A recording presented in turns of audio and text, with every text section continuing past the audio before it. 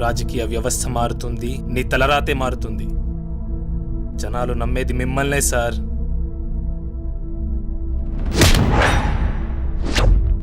మీరు దెబ్బతీస్తుంది ఒక తల్లి ఆశ పెట్టుకున్న తన కూతురు బంగారు భవిష్యత్ మీద, ఓ పేదవాడు వాడే అప్పుల కష్టాల మీద, ఒక పిల్లవాడు డబ్బులు సరిపోక ఆశ పెట్టుకునే స్కాలర్షిప్ చదువుల మీద.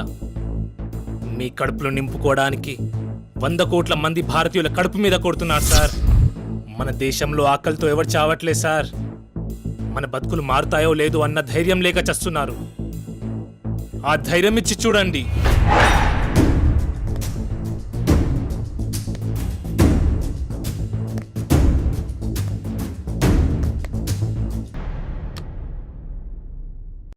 ఏంట్రా డ్రైవర్, టైం చూస్తున్నావు?